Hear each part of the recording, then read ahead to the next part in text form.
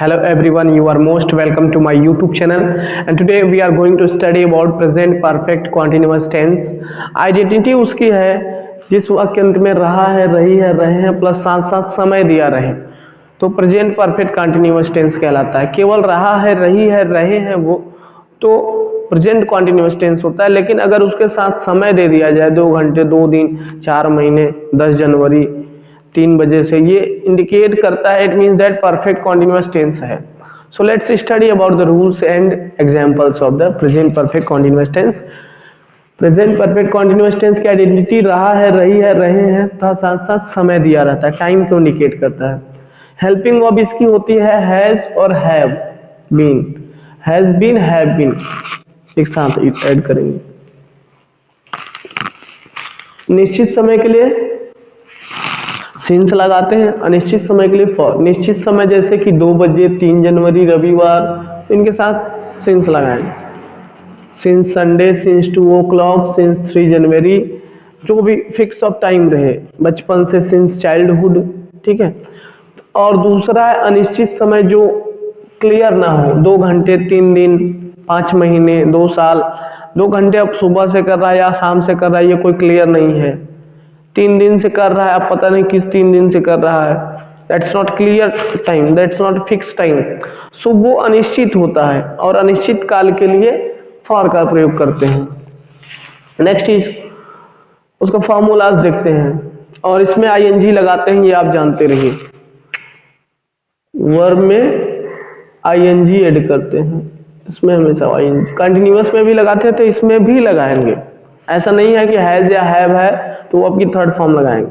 Has, have, been है इसमें, और कॉन्टिन्यूअस में आईएनजी लगाया जाता है, चाहे परफेक्ट कॉन्टिन्यूअस हो या फिर कॉन्टिन्यूअस हो।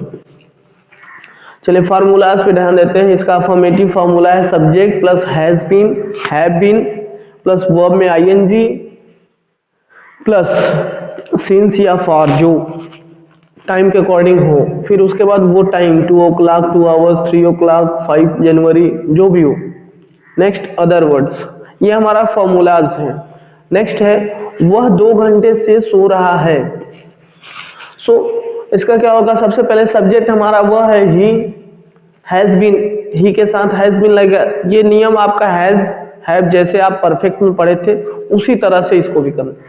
तो ही हैज बीन, अब स्लीप में आईएनजी लगा देंगे, he has been sleeping for 2 hours, 2 घंटे है, that's not fix time, so that's why we use for.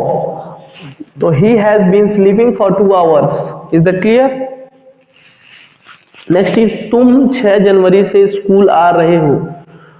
You के साथ have, you have been coming to school since 6 January. अब यहां सिंस क्यों लगा, क्योंकि फिक्स है, 6 जनवरी इज अ फिक्स डेट।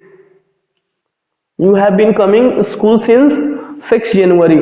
मोहित 3 घंटे से अपने कमरे की सफाई कर रहा है। सो मोहित 3 घंटे अब सुबह से कर रहा है, शाम से कर रहा है या कब से कर रहा है, it's not fix of time. So Mohit के साथ हैज बीन लग जाएगा, cleaning his room. Mohit has been cleaning his room for 3 hours, 3 घंटे से, फॉर 3 hours, क्लियर? आभा 2 घंटे से अपनी सहेली का इंतजार कर रही है। तो क्या हो जाए, आभा हैज बीन वेट यानी इंतजार करना, आईएनजी लगा दिए, वेटिंग हर फ्रेंड, अपनी सहेली, फीमेल है तो हर फ्रेंड, मेल रहता तो हिज फ्रेंड, अगर यही मैं रहता तो माई फ्रेंड, आई के साथ माई, अपने के लिए। तो Abha has been waiting for, has been waiting her friend for 2 hours, यानी 2 घंटे से अपनी सहेली का इंतजार कर रही है। नेक्स्ट इज राम 2 घंटे से क्रिकेट खेल रहा है। तो Ram has been playing cricket for 2 hours।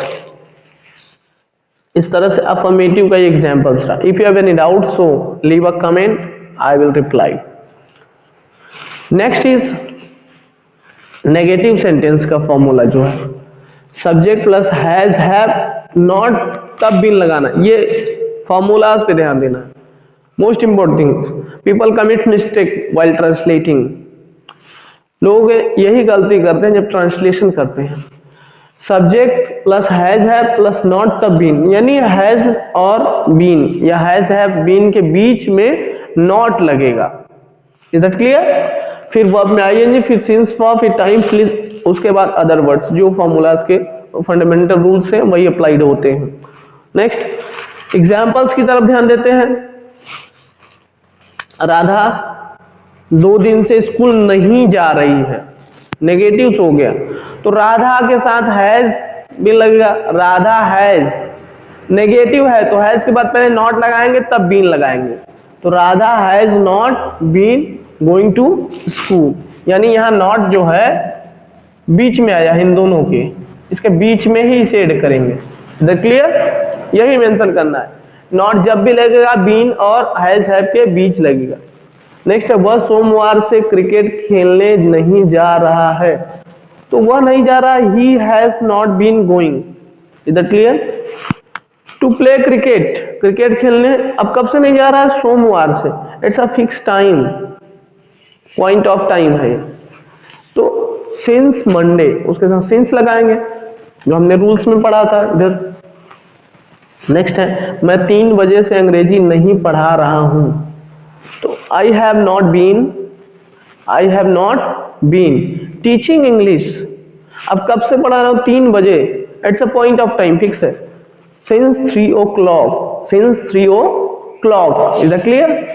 Next is, वह 5 दिनों से झगड़ा नहीं कर रहा है, यानी वो 5 दिनों से लड़ाई झगड़ा नहीं कर रहा, 5 दिनों से अच्छे से पढ़ रहा।